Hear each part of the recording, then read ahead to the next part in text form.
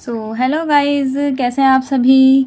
I hope सब अच्छे से पढ़ रहे होंगे, तैयारी कर रहे होंगे। आज हम पढ़ने वाले हैं ह्यूमन रिप्रोडक्शन, जिसमें आज हम कवर करेंगे मेल रिप्रोडक्टिव सिस्टम और फीमेल। ये दो तो हम आज कवर कर ही लेंगे। So let's start with human reproductive system. As you are aware, human are sexually reproducing and the viviparous. जैसे कि हमें पता है कि जो ह्यूमन होते हैं वो सेक्सुअल रिप्रोडक्शन करते हैं। और कैसे होते हैं ह्यूमन? विविपेरियस। इस लाइन का मतलब क्या है? विविपेरियस किसे कहते हैं? दो कंडीशन होती है, एक होती है ओविपेरियस, दूसरी होती है विविपेरियस। जो मैमल्स हैं वो विविपेरियस कंडीशन शो करते हैं। तो जो मैमल्स होते हैं वो सभी विविपेरियस कंडीशन दिखाते हैं, क्योंकि वो अपने वॉर्म में बर्थ कराते हैं। वो एग नहीं प्रोड्यूस करते, अंडे नहीं देते हैं ना। अंडे के थ्रू बेबी थोड़ा सा बॉर्न होता है। जिसमें अंडे के थ्रू होता है वो ओविपेरियस कंडीशन है, जो कि वर्ड से दिखाते हैं। और हम विविपेरियस में आते हैं।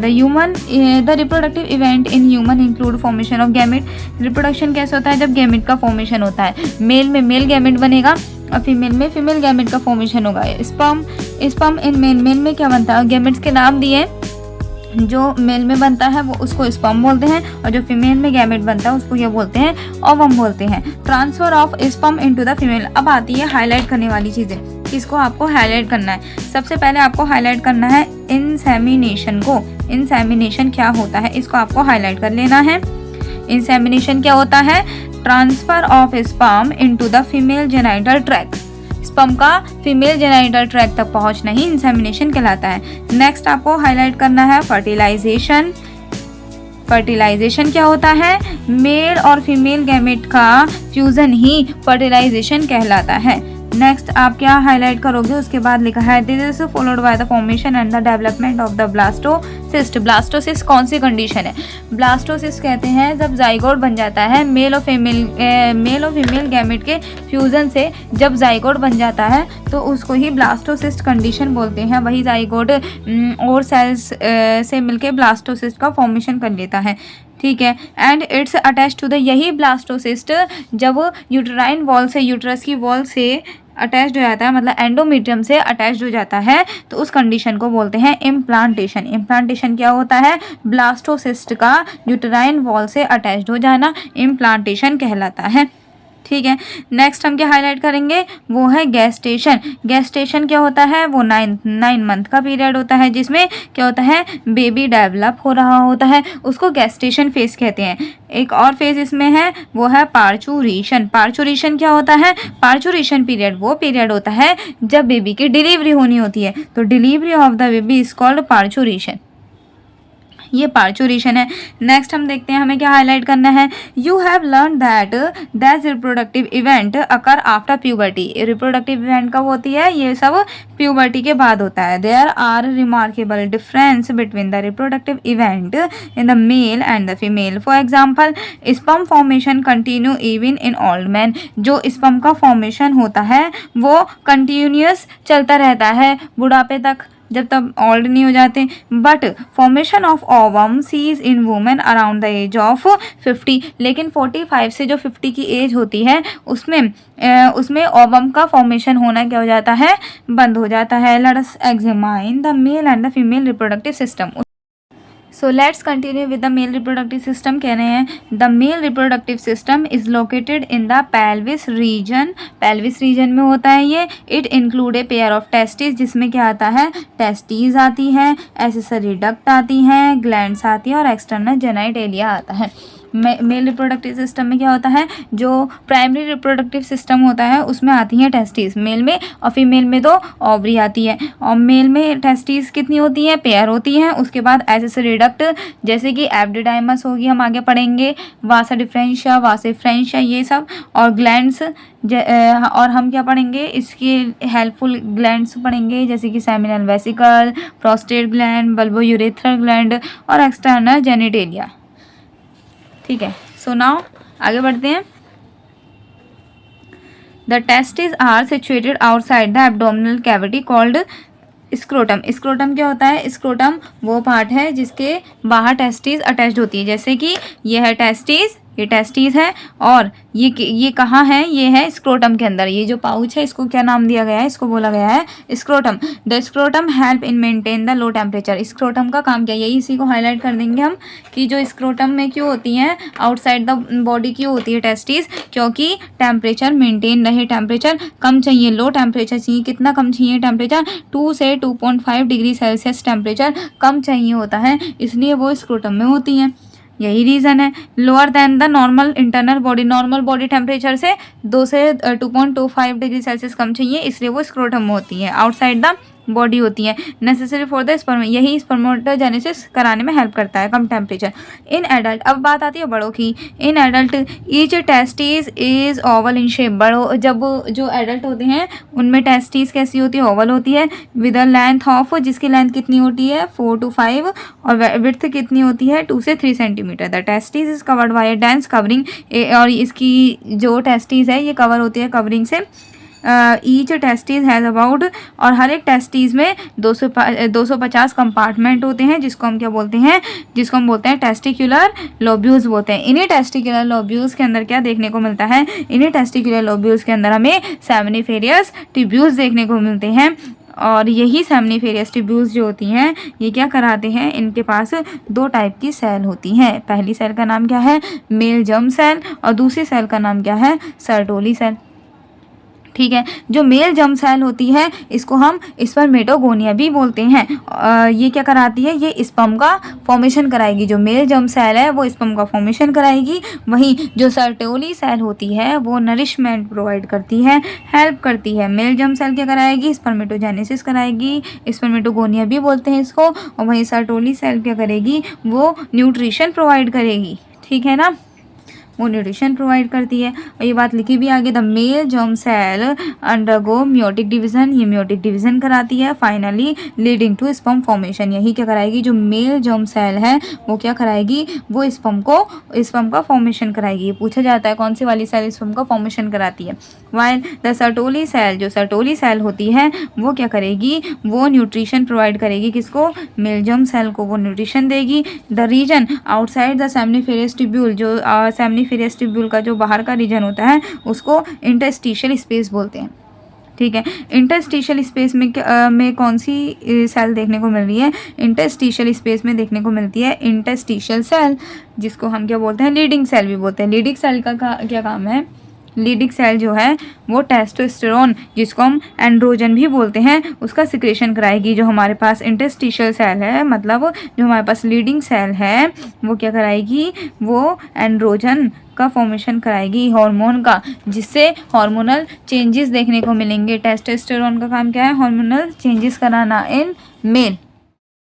सो नाउ अब इसको समझते हैं हम डायग्राम के थ्रू। तो डायग्राम क्या कहना चाह रहा है, डायग्राम दिखा रहा है सबसे पहले तो हमें दिखा रहा है एक्सेसरी डक्ट के बारे में, कि जो स्पर्म जब बनेगा कहाँ, अच्छा स्पर्म कहाँ बनता है, वो बनता है, कहाँ बनता है स्पर्म, वो बनता है सेमिनिफेरियस ट्यूब्यूल में। जब सेमिनिफेरियस ट्यूब्यूल में स्पर्म का फॉर्मेशन हो जाएगा, कौन सी सेल करवाएगी, फॉर्मेशन करवाएगी मेल जर्म सेल, जिसको हम क्या बोल रहे थे, मेल जर्म सेल को ही हम बोल रहे थे, क्या बोल रहे थे, मेल जर्म सेल को हम स्पर्मेटोगोनिया बोल रहे थे, जहाँ पे स्पर्मेटोजेनेसिस होगा। ठीक है, स्पर्म बन गया। अब स्पर्म बनने के बाद उसका ट्रांसफर कैसे होगा, तो सबसे पहले स्पर्म किस डक्ट से होता हुआ जाएगा, तो सबसे पहले आएगा वो रेडिटेस्टिस में। तो सबसे पहले कहाँ जाएगा स्पर्म, रेडिटेस्टिस में जाएगा।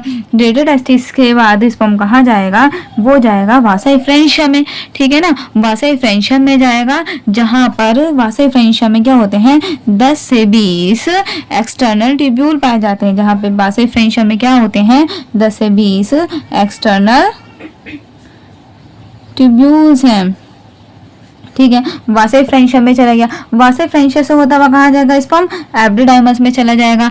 एब्डिडाइमस में चला गया। ठीक है, एब्डिडाइमस क्या करती है, थोड़ी देर के लिए क्या करती है, स्टोरेज का काम करती है और मैच्योरेशन ऑफ स्पर्म का काम कराएगी। एब्डिडाइमस क्या करेगा, स्टोरेज करवाएगा ऑफ स्पर्म एंड मैच्योरेशन, उसको बड़ा करवाएगा स्पर्म को, क्योंकि स्पर्म तो बन गया है, अब उसको बड़ा भी तो होना है, तो उसको मैच्योर होने देगा, बड़ा होने देगा। अब एब्डिडाइमस के बाद कहाँ जाएगा स्पर्म, वो जाएगा वासा डिफरेंशिया में। वासा डिफरेंशिया में चला गया। ठीक है, अब वासा डिफरेंशिया ये तो डक्ट हो गया, डक्ट का काम हो गया उसको पहुंचाना।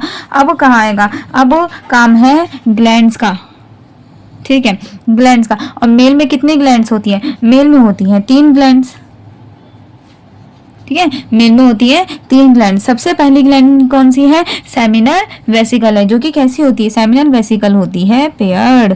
कैसी ग्लैंड है ये एक पेयर्ड ग्लैंड है, जिसके पास सेमिनल वेसिकल के पास क्या होता है? 60 से 70% जो सेमिन बनता है वो इसी के थ्रू बनता है। 60 से 70% सेमिन का क्या कराती है? ये फॉर्मेशन कराती है। और ये थोड़ी सी क्या होती है? ये थोड़ी सी एल्केलाइन होती है, ज़्यादा नहीं कह सकते आप, पर ये स्लाइटली क्या होती है? एल्केलाइन होती है, जो कि क्या करेगी? जो कि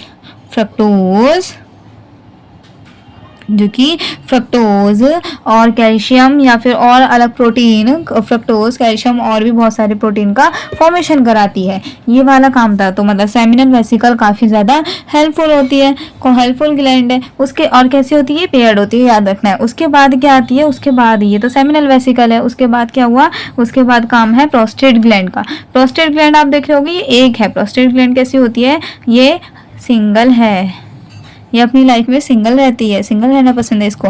ये सिंगल है, जो कि 30 देखो 60 से 70% सेमिन का तो इसने कर दिया काम था। अब बचा क्या? 20 से 30% सेमिन का जो फॉर्मेशन होगा वो कौन कराएगा? सेमिन का फॉर्मेशन यही कराएगी, प्रोस्टेट ग्लैंड कराएगी, ठीक है। उसके बाद क्या है? Bulb urethral gland. तो देखो भाई 60 से 70 इसने कर दिया, 30 इसने कर दिया, अब तो बचा ही नहीं है ना। तो बल्बो यूरेथ्रल ग्लैंड सेमिन नहीं बनाती है।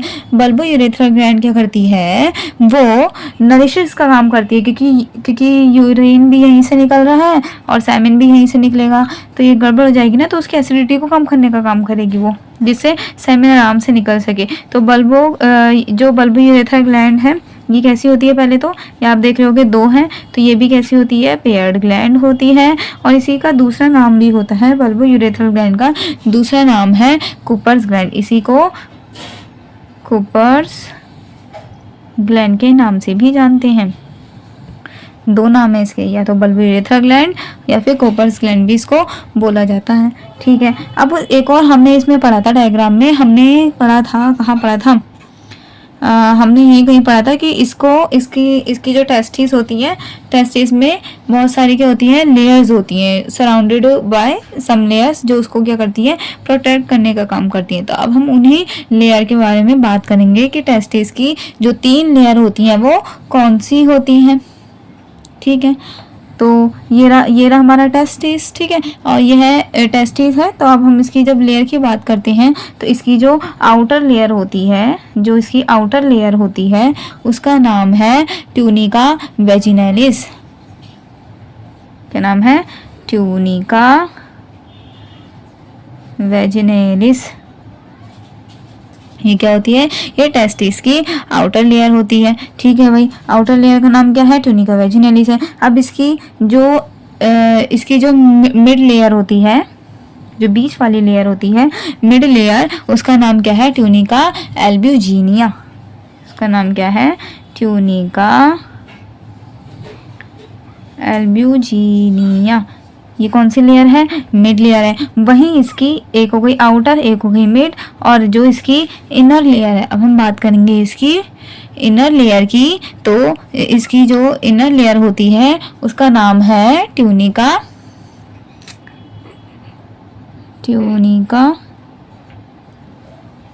वैस्कुलोसा।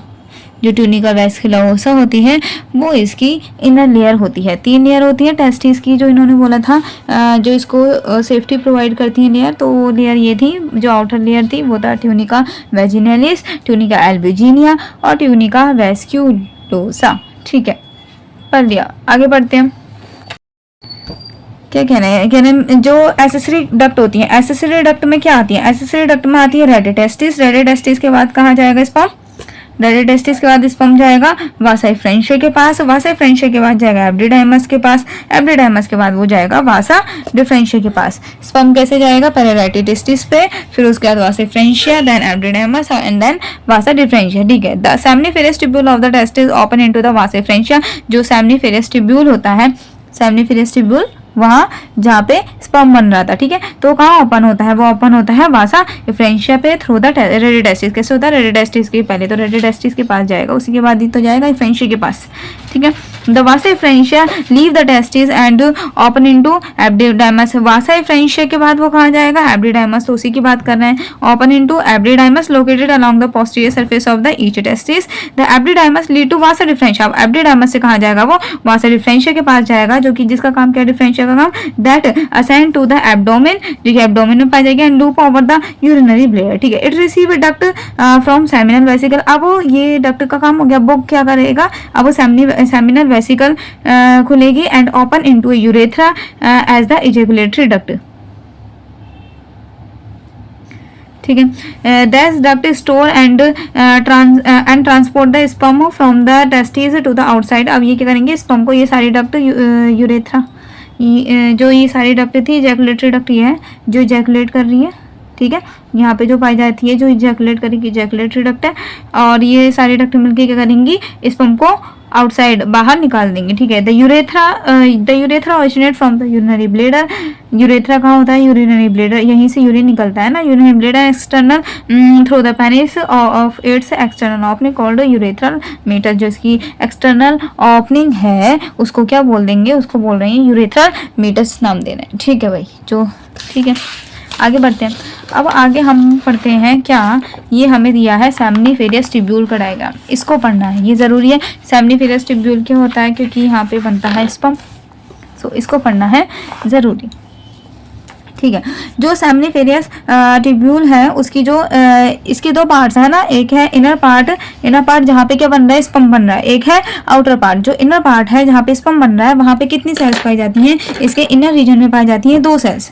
इसके इनर रीजन में 2 सेल होती हैं, एक होती है स्पर्मेटोगोनिया, जिसका दूसरा नाम क्या था, ये जो हमारी स्पर्मेटोगोनिया है, इसको हम दूसरा नाम कहते हैं, इसका नाम था मेल जर्म सेल। इसको हम मेल जर्म सेल के नाम से भी बुला रहे थे स्पर्मेटोगोनिया को। और जो दूसरी वाली सेल है, इसका नाम है सर्टोली सेल। ठीक है, सर्टोली सेल का काम क्या था और स्पर्मेटोगोनिया का काम क्या था भाई। जो स्पर्मेटोगोनिया था, ये क्या करा रही थी, ये स्पर्म का फॉर्मेशन करा रही थी। तो यहाँ पे हम लिख देंगे, ये क्या कराती है, स्पर्म फॉर्मेशन कराती है।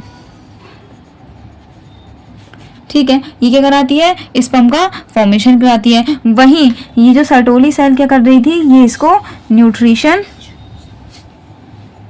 प्रोवाइड करा रही थी। ये इसको क्या करा रही थी, न्यूट्रिशन प्रोवाइड करा रही थी, किसको, स्पर्मेटोगोनिया सेल को। और ये दोनों ही कौन से सेल हैं, ये दोनों ही देखो, सर्टोली सेल कौन सी, ये वाली है, सर्टोली सेल्स ये हैं। ठीक है, और ये देखो, ये आप देख रहे हो कि ये क्या है, ये तो स्पर्म है, जिसको स्पर्मेटोजोआ, स्पर्म क्यों नहीं बोल रहे, क्योंकि अभी बड़ा नहीं हुआ ना, मैच्योर नहीं हुआ, तो इसलिए इसको स्पर्मेटोजोआ बोल दिया। ठीक है, स्पर्मेटोजोआ है, और ये क्या है, ये स्पर्मेटोगोनिया है। ठीक है जी, कहाँ ये अंदर है। अब आउटर लेयर पे क्या है, इसके आउटर साइड क्या है, आउटर रीजन में कौन सी सेल होती है, तो आउटर रीजन में होती है होती है interstitial cell.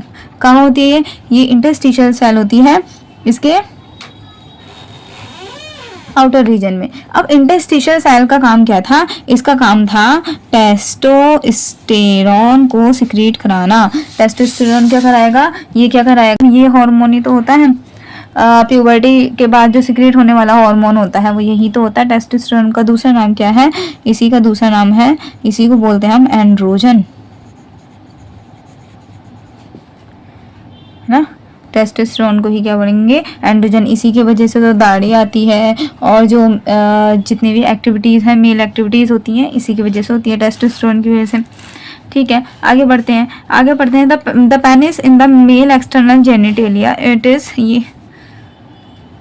Is made up of a special tissue. Penis special tissue का बना होता है, that help in erection of the penis to facilitate insemination. The enlargement end of penis called the glans penis.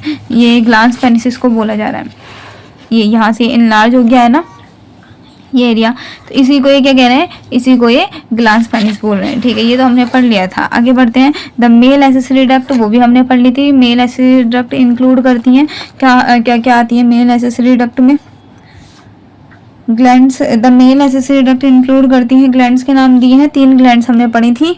कौन सी gland थी, seminal vesicle. Seminal vesicle थी जो 60 से 70% semen को प्रोडक्शन कर रही थी, और ये कैसी थी, ये पेयर्ड थी। और दूसरी है प्रोस्टेट ग्लैंड जो कि सिंगल होती है, और तीसरी है बल्बोयूरेथ्रल ग्लैंड जो कि पेयर्ड होती है तो 2 पेयर्ड है और एक सिंगल होती है, याद रखना है। 3 ग्लैंड्स पाई जाती है, 3 ग्लैंड्स होती है, ठीक है। Secretion of the glands constitute the seminal plasma which is, और जो इन ग्लैंड्स का जो इसका सिक्रेशन होता है तो उसमें सेमिनल प्लाज्मा। अब सेमिनल प्लाज्मा में क्या आता है ये हमें हाईलाइट करना है कि सेमिनल प्लाज्मा में क्या क्या आता है, क्या क्या देखने को मिलता है। तो सेमिनल प्लाज्मा में हमें देखने को मिलता है fructose, calcium and certain enzyme. ये किस में आते हैं, ये सेमिनल प्लाज्मा में आते हैं, ठीक है। आगे बढ़ते हैं। The secretion of the bulbourethral gland also help in the lubrication of penis. Bulbourethral gland का काम क्या है, बल्बोयूरेथ्रल ग्लैंड पेनिस को क्या कराएगी, लुब्रिकेट कराएगी, लुब्रिकेशन ऑफ पेनिस में हेल्पफुल होती है, ठीक है। So let's start with the female reproductive system. क्या है, the female reproductive system consists of a pair of ovary होती है along with a pair of oviduct, uterus, cervix, vagina and the external genitalia। ये क्या है, female reproductive system के part है। हाँ जी, हमें पता है located in the pelvic region में होता है, ठीक है। This part of the system along with a pair of mammary gland, हाँ इसमें मेमरी ग्लैंड भी आती है, are integrated structurally and functionally to support the process of the ovulation, ठीक है। ओव्यूलेशन में हेल्प करती है, फर्टिलाइजेशन में, pregnancy, birth and child care, ठीक है। आगे पढ़ते हैं। ओवरी, यहाँ से करते हैं। ओवरी क्या है, ovary is the primary female sex organ. Ovary को प्राइमरी फीमेल सेक्स ऑर्गन बोला गया, और अगर प्राइमरी मेल सेक्स ऑर्गन बोलते हैं तो वो टेस्टिस को बोला जाता है। That produce the female gamete, जो क्या प्रोड्यूस करेगी, फीमेल गैमेट प्रोड्यूस करेगी, जिसको क्या बोलते हैं हम, ओवम बोलते हैं। And several steroidal hormone, steroidal hormone तो हमें बताइए, एस्ट्रोजन और progesterone. The ovary are located one on each other on each side of the lower abdomen का होती है, लोअर एब्डोमेन में देखने को मिलती है, ठीक है। अब हम बात करते हैं उसकी, हाईलाइट करेंगे हम, उसकी लेंथ कितनी होती है। ओवरी की लेंथ होती है 2 से 4 centimetre and is connected to the pelvic wall and uterus while ligaments, ठीक है। Each ovary is covered by a thin epithelium which enclose the ovarian stroma. The stroma is divided into 2 zone, peripheral cortex and the inner medulla, ठीक है।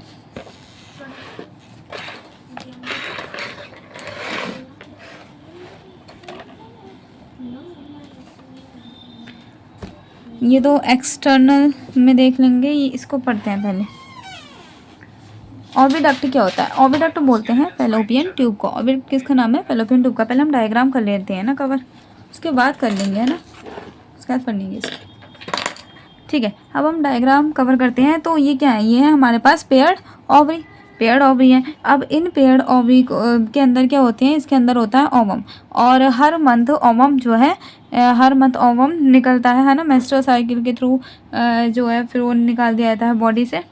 तो ovary के अंदर क्या बनते हैं, ओवम बनते हैं, ठीक है जी। इन ओवम को कैच कौन करेगा, इनको कैच करेगा फिम्ब्रिया, फिम्ब्रिया। अब फिम्ब्रिया से होते हुए जाएंगे इनफंडिबुलम में, और ये जो वाइडर पार्ट है जिसका नाम है एम्पुला, इसमें होते हुए जाएंगे, मतलब ओवम कहाँ जाएगा, सबसे पहले उसको कैच करेगा फिम्ब्रिया, जो क्या करता है, कैचिंग का काम करता है, कैचिंग ऑफ ओवम, ठीक है। अब उसके बाद वो कहाँ गया, इनफंडिबुलम पे गया, उसके बाद एम्पुला रीजन में गया, जो कि कैसा होता है, वाइडर रीजन होता है, और यही सबसे ज़्यादा फर्टिलाइजेशन होता है, ठीक है। उसके बाद गया वो इस्थमस के पास, ठीक है। इनफंडिबुलम, एम्पुला, इस्थमस, ये तीनों ही जो है पार्ट हैं किसके, फैलोपियन ट्यूब के। ये तीनों ही फैलोपियन ट्यूब के पार्ट के हैं, और इन्हीं को हम ओविडक्ट भी बोलते हैं। फैलोपियन ट्यूब को ही ओविडक्ट बोला जाता है, ठीक है जी, ओविडक्ट बोला जाता है। अब एक और चीज़, अगर स्पर्म जो है, अगर स्पर्म यहाँ से होता हुआ आएगा, है ना, स्पर्म आया, अगर स्पर्म यहाँ पे एम्पुला पे रुक गया और ओव्यूलेशन पीरियड चल रहा है, और उसके बाद ओव्यूल यहाँ से आया, तो क्या होगा, फर्टिलाइजेशन हो जाएगा। फर्टिलाइजेशन हुआ तो इसकी जो एंडोमेट्रियम वॉल है, यहाँ पे क्या होगा, यहाँ पे एम्ब्रियो का फॉर्मेशन होना शुरू हो जाएगा, ठीक है जी। पहला केस तो ये होता है। अब दूसरा केस ये भी तो हो सकता है कि फेज जो है क्या हुआ, ओव्यूलेशन फेज है ही नहीं, फर्टिलाइजेशन हुआ ही नहीं, है ना, स्पर्म आया ही नहीं, क्या हो सकता है, स्पर्म तो आया ही नहीं। अब जब स्पर्म आया ही नहीं तो ओवम तो आएगा। अब क्या हुआ, ओवम आया पर स्पर्म नहीं आया, तो जो यहाँ पे एंडोमेट्रियम वॉल बनी होती है वो क्या होती है, टूटने लगती है, और जो ओवम बना था वो भी क्या होता है, निकल जाता है, वो भी टूट जाता है, ओवम भी और एंडोमेट्रियल वॉल भी, जिसको कहते हैं मेंस्ट्रुएशन फेज, जो कि हर महीने हर मंथ होती है। मेंस्ट्रुअल साइकिल 28 डेज़ का 28 डेज़ का गैप लेकर जो आती है मेंस्ट्रुअल साइकिल, उसमें यही होता है उसमें क्या होता है, जो हमारी एंडोमेट्रियल वॉल होती है यूट्रस की अंदर वाली वॉल, वो क्या होती है, टूट जाती है। ठीक है जी, अब आगे बढ़ते हैं। सो नाउ लेट्स हाईलाइट करते हैं क्या कहना है। ओविडक्ट के बारे में बात करें। ओविडक्ट क्या होती है, ओविडक्ट फेलोपियन ट्यूब को बोलते हैं। ओविडक्ट, यूटरस और जो वेजाइना होती है constitute the female accessory duct, ये तीनों ही क्या होती है, फीमेल की एसेसरी डक्ट होती है। ओविडक्ट तो हमें पता चल गई, ये थी। ठीक है, यूटरस क्या है, यूटरस ये है, ठीक है, यूटरस है। और यूटरस के बाद क्या बोला है, वेजाइना, वेजाइना है ये, ठीक है, और यह है सर्विक्स। यूट्रस, यूट्रस के बाद आएगा सर्विक्स, सर्विक्स के बाद आती है वेजाइना। ये क्या होती है, ये फीमेल की एसेसरी डक्ट में आती है। कहना each fallopian tube is about, कितनी लंबी होती है फेलोपियन ट्यूब की, अगर लेंथ की हम बात करते हैं, फेलोपियन ट्यूब कितनी की लेंथ होती है, 10 से 12 centimetre along and extend from the periphery of the each ovary to the uterus. ठीक है, the part closer to the ovary of the funnel shape is called infundibulum. जो पार्ट इसके पास होता है, फेलोपियन ट्यूब के 3 पार्ट हैं, तीनों में से जो सबसे ज़्यादा पास है उसका नाम है infundibulum. The as of the infundibulum possess, अब इन्फेंडिबुलम पे जो फिंगर लाइक प्रोजेक्शन देखने को मिल रहे हैं, वो उसका नाम क्या है, उसका नाम है फिम्ब्रिया। फिम्ब्रिया क्या करता है, फिंगर लाइक प्रोजेक्शन देखने को मिलते हैं। विच help in collection of ovum, क्या कराएगा, फिम्ब्रिया का काम क्या, लिख लो यहीं पे, फिम्ब्रिया क्या कराता है, कैचिंग ऑफ ओवम। हाँ ठीक है, हमने लिख रखा है, आफ्टर ओव्यूलेशन कैचिंग कराता है। और कैसा होता है ये, फिंगर लाइक प्रोजेक्शन। और फेलोपियन ट्यूब की लेंथ भी हम यहाँ लिख लेंगे 10 से 12 सेंटीमीटर, जिसे हम जब दोबारा रीड करें तो हमें पूरा पढ़ने की ज़रूरत ना पड़े, बस डायग्राम से क्लियर हो जाए सब कुछ। ठीक है, फिम्ब्रिया क्या कराएगा, वो कैचिंग का कराएगा काम। Which help in collection of ovum after ovulation. The infundibulum, अब इन्फेंडिबुलम की बात आ रही है। Infundibulum lead to a wider part of the oviduct. Infundibulum में वाइडर पार्ट देखने को मिलता है, जिसका नाम है एम्पुला। एम्पुला क्या है, वाइडर पार्ट ऑफ, कैसा पार्ट है ये, wider part of oviduct. Oviduct का वाइडर पार्ट होता है। ठीक है, आगे पढ़ते हैं। The last part of oviduct, का जो लास्ट पार्ट, जो इसका लास्ट पार्ट है वो है isthmus in narrow lumen and it join to the uterus, जो कि किससे जॉइन होता है, यूट्रस से जुड़ा हुआ होता है। ठीक है, the uterus is a single and it is also called womb. Uterus को ही हम वॉम कहते हैं। The shape of the uterus is like an inverted pear, इसकी जो शेप होती है यूट्रस की कैसी होती है, पियर लाइक इसकी शेप होती है। It is supported by ligament attach to the pelvic wall. Ligaments attached होता है। The uterus open into vagina, ये पहले सर्विक्स में जाएगा, देन वेजाइना पे आएगा। वेजाइना में जाके ये खुलता है। The cavity of the cervix, जो सर्विक्स की कैविटी होती है उसको सर्विकल कैनाल बोलते हैं। Which along with the vagina from the birth canal, vagina को बर्थ कैनाल बोल रहे हैं। The wall of the uterus has the layer of tissue. Uterus की वॉल की बात करते हैं, अगर यूट्रस की वॉल की बात करेंगे, ये यहाँ पे वॉल का ही जिक्र दिया है। यूट्रस, अब हम यूट्रस की बात करें तो यूट्रस की 3 वॉल देखने को मिलती हैं। ठीक है, यूट्रस की कितनी वॉल्स होती हैं, 3 होती हैं। पहली वॉल का नाम है पेरीमीट्रियम, ठीक है, जो कि कौन सी कैसी होती है, जो कि थिन होती है और आउटर वॉल होती है। उसके बाद जो बीच वाली वॉल है उसका नाम है मायोमीट्रियम, जो कि कैसी होती है, थिक होती है। अब मायोमीट्रियम थिक क्यों होती है, क्वेश्चन ये आ रहा है कि जो मायोमीट्रियम है वो थिक क्यों होती है। तो मायोमीट्रियम थिक इसलिए होती है क्योंकि जब वो पार्चुरेशन पीरियड होता है तो उस टाइम इसके ऊपर कॉन्ट्रैक्शन होता है। मायोमीट्रियम के ऊपर क्या होता है, मायोमीट्रियम कॉन्ट्रैक्ट करती है जिससे बेबी बाहर निकल सके, इसलिए इसको ये थिक बनाई गई है। तीसरी वॉल्व का नाम क्या है, तीसरी वॉल्व का नाम है एंडोमेट्रियम। तीसरी वॉल कौन सी है, इसका नाम है एंडोमेट्रियम। जो एंडोमेट्रियम होती है ये कैसी होती है, ये इनर वॉल है। अब जो एंडोमेट्रियम है ये हर महीने नहीं बनती है, क्योंकि यही क्या कराती है, मेंस्ट्रुअल साइकिल जो है, मेंस्ट्रुअल साइकिल में जो वॉल टूटती है वो यही टूटती है। मेंस्ट्रुअल साइकिल में जो हेल्पफुल वॉल होती है वो यही होती है, क्योंकि यही टूटती है। और मायोमीट्रियम का यहाँ पे जगह नहीं है, यहाँ पे आप लिख लेना कि ये क्या कराती है, कॉन्ट्रैक्शन का। मायोमीट्रियम क्या कराती है, स्ट्रॉन्ग कॉन्ट्रैक्शन, जो कॉन्ट्रैक्शन कराएगी वो मायोमीट्रियम कराएगी। ठीक है, अब हम हाईलाइट करेंगे लेयर्स को।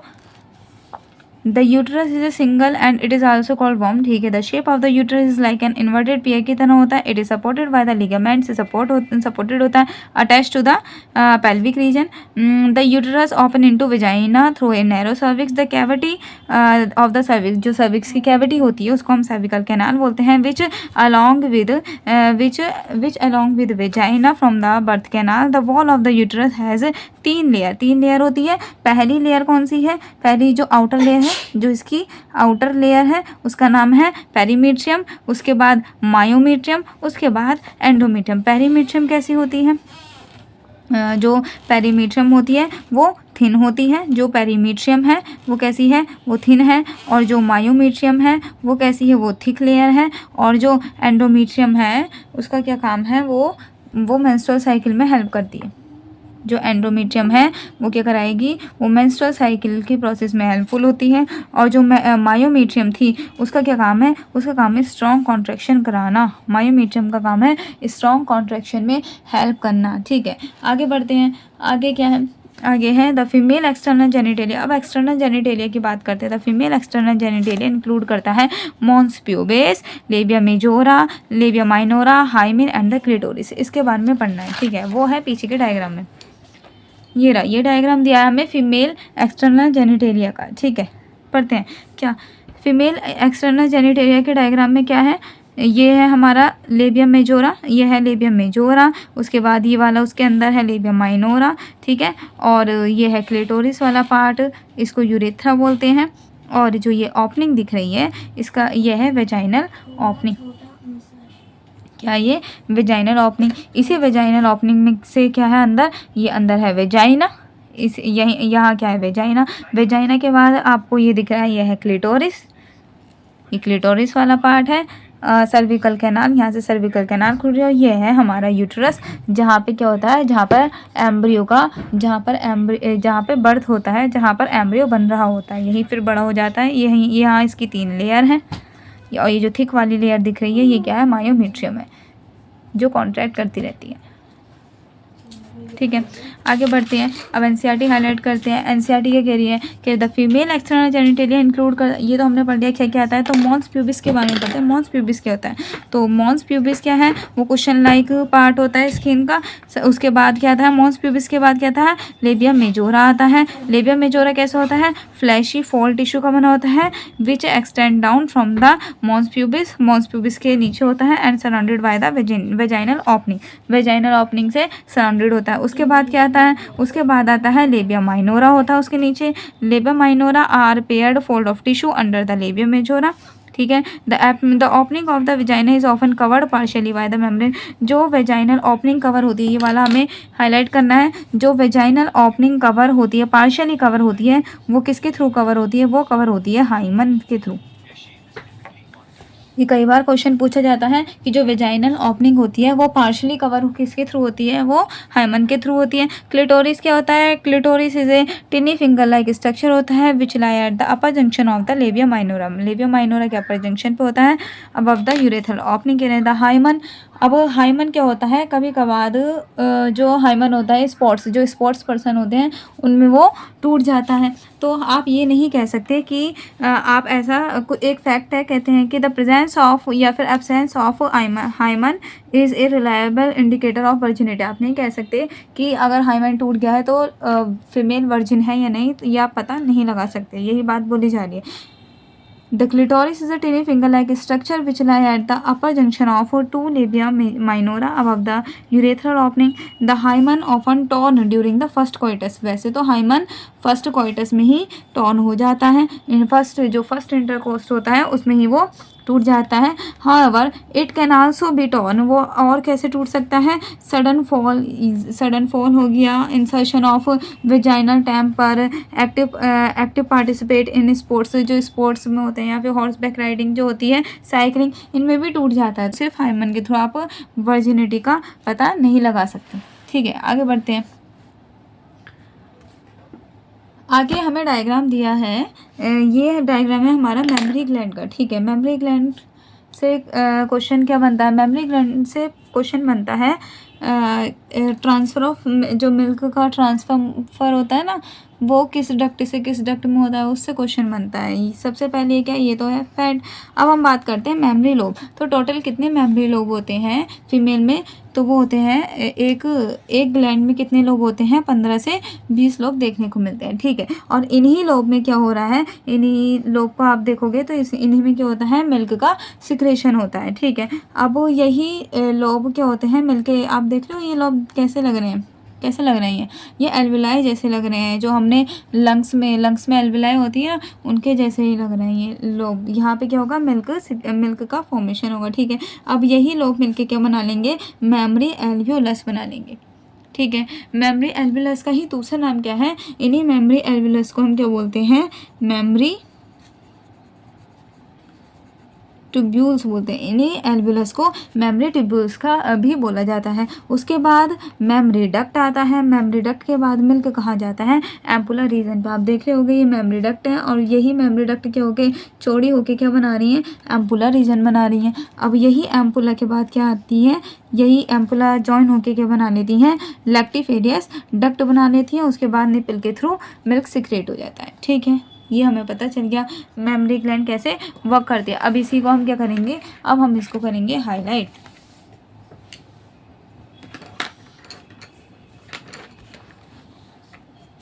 A functional mammary gland is a characteristic of all female mammals. The mammary gland are paired. Structure कैसे होती है, paired होती है, that contain a glandular tissue and variable amount of fat। क्या होता है, glandular tissue होता है इसमें, और क्या होते हैं, fat होता है। The glandular tissue of each breast is divided into 15 से 20 memory lobe। कितने होते हैं, जो इसका जो glandular tissue होते हैं memory ग्लैंड में, तो उसमें कितने लोब होते हैं, 15 से 20 लोब देखने को मिलते हैं। क्या, अब इन लोब में क्या होता है, कंटेन करते हैं क्लस्टर ऑफ सेल, जिसको बोलते हैं एल्वियोलाई। यही मेमोरी लोब क्या बनाते हैं, ये बनाते हैं एल्वियोलाई, एल्वियोलाई का फॉर्मेशन करते हैं, ठीक है। The cell of the alveoli secrete. अब वो एल्वियोलाई की सेल क्या करेंगी, मिल्क सिक्रेट करेंगी, जिसको जो कि स्टोर होगा, जिसको स्टोर करेगा कौन, जिसको स्टोर करेगा मेमोरी ट्यूब्यूल्स, जो कि मेमोरी ट्यूब्यूल्स में क्या हो जाएंगे, स्टोर हो जाएंगे। उसी की बात हो रही है। The alveoli open into mammary tubule. कहाँ ओपन होती है, मेमोरी ट्यूब्यूल्स में ओपन होती है। The tubule of each lobe join to form a mammary duct. यही ट्यूब्यूल मिलके क्या बनाते हैं, मेमोरी डक्ट बनाते हैं। Several mammary duct join to form a wider mammary ampulla. अब यही मेमोरी डक्ट मिलके क्या बनाते हैं, एम्पुला बनाते हैं। मतलब पहले क्या था, मेमोरी लोब बना, मेमोरी लोब से क्या बना, मेमोरी लोब से बना मेमोरी ट्यूब्यूल। मेमोरी लोब था, मेमोरी लोब कैसा था, 15 से 20 मेमोरी लोब होते हैं हर एक मेमोरी ग्लैंड में। अब इन्होंने मेमोरी लोब ने क्या बनाया, मेमोरी ट्यूब्यूल। मेमोरी ट्यूब्यूल्स ने जॉइन होकर क्या बनाया, मेमोरी डक्ट बनाया। मेमोरी डक्ट ने जॉइन होकर क्या बनाया, एम्पुला बनाया। एम्पुला ने कनेक्ट होकर क्या बनाया, इस एम्पुला ने कनेक्ट होकर बनाया लैक्टिफेरियस डक्ट, और उसके बाद सिक्रेट हो जाता है मिल्क। सो दोस्तों, आज हमने 2 टॉपिक इसके निपटा लिए हैं। एक है मेल रिप्रोडक्टिव सिस्टम और दूसरा है फीमेल रिप्रोडक्टिव सिस्टम। इसके बचे हुए टॉपिक भी हम जल्दी ही कवर कर लेंगे। तब तक आप कमेंट कीजिए और बताइए आपको हमारी वीडियो कैसी लगती है, और क्या क्या चेंजेस करने की ज़रूरत है, और हमें क्या करने की ज़रूरत है। आपको NCERT हाईलाइट कैसी लगती है, NCERT हाईलाइट की सीरीज़ कैसी है, सब कुछ बताइएगा। और तब तक के लिए बाय बाय।